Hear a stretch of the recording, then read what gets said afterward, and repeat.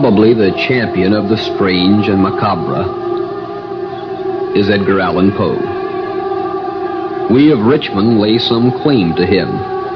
After all, his foster parents were Richmonders, and he did spend many years here. Poe wrote many short stories and poems dealing with the unexplained, the supernatural. But one which we found fascinating and very fitting for this occasion is Ulalume. Poe's contemporaries found they were at a loss to interpret the poem, to understand it. Poe himself claimed he couldn't decipher it, said it had come to him in a dream, that upon awakening he felt compelled to put it into writing. The interesting points connected to Ulalume are these. Poe wrote it in 1845. Poe's wife died 2 years later, in 1847.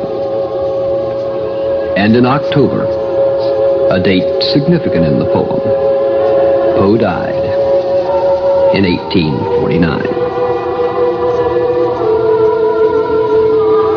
The skies, they were ashen and sober. The leaves, they were crisp and sere. The leaves, they were withering and sere. It was night in the loathsome October of my most immemorial year. It was hard by the dim lake of Auber in the misty mid-region of Weir. It was down by the dank tarn of Auber in the ghoul-haunted woodland of Weir.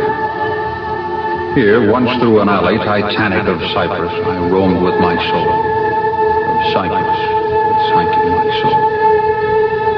These were days when my heart was volcanic, as the scoriac rivers that roll, as the lavas that restlessly rolled as sulphurous currents down Yonah, in the ultimate climbs of the pole.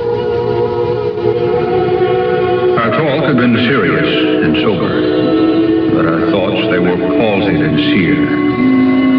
Our memories were treacherous and seared. For we knew not the month was October, and we marked not the night of the year, a night of all nights in the year.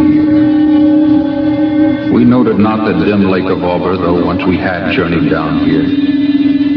Remembered not the dank tarn of Auber, nor the ghoul-haunted woodland of Weir. And I pacified Psyche and kissed her, and tempted her out of her gloom, and conquered her scruples and gloom. And we passed to the end of a vista, but were stopped by the door of a tomb, by the door of a legended tomb. And I said, "What is written, sweet sister, on the door of this legended tomb?" And she replied, "Ulalume, Ulalume, 'tis the vault of thy lost Ulalume." My heart it grew ashen and sober, as the leaves that were crisped and sere, as the leaves that were withering and sere. And I cried, it was surely October on this very night of last year that I journeyed. I journeyed down here, and I brought a dread burden down here on this night of all nights in the year. What demon has tempted me here? I know now this dim lake of Auber, this misty mid-region of Weir. I know this dank tarn, and this ghoul-haunted woodland of Weir.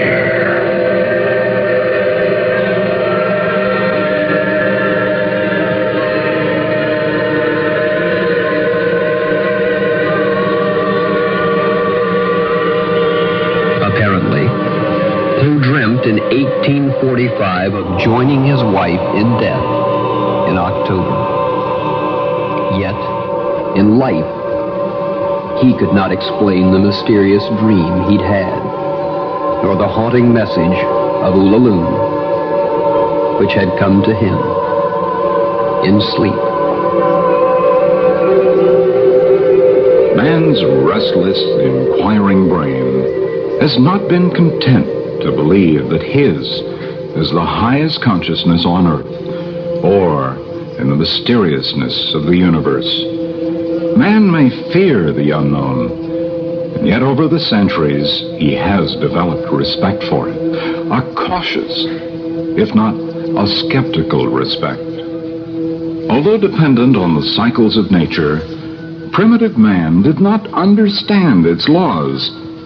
And certainly, man must have been aware of the baffling occurrences within himself, too. What, for example, could he think of sleep? The difference between sleep and consciousness. It suggested something in him which transcended his body, which could go away, and in dreaming, lead a wondrously active life of its own. It's probably through sleep, related to death, the ultimate mystery to confront man, that gave rise to the belief that something within man, soul or spirit, lived on, lived in spite of all vital aspects of the body, warmth, breath, movement, vanishing.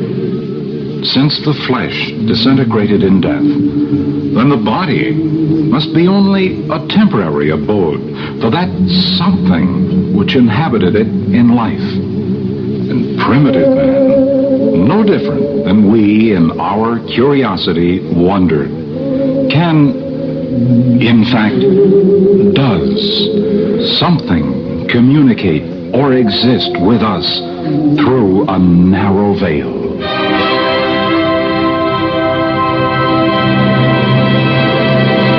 We leave the question unanswered.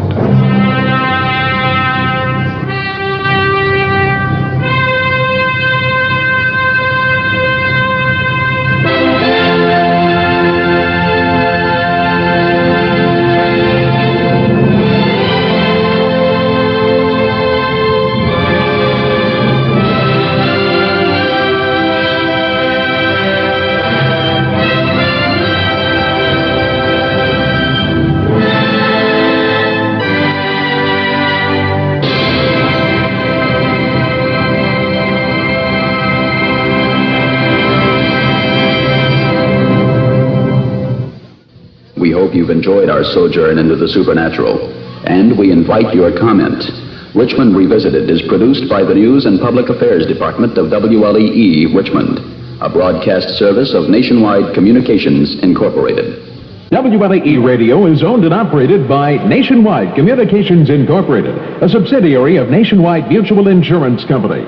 WLEE is licensed by the Federal Communications Commission to operate on 1480 kilohertz with a power of 5,000 watts.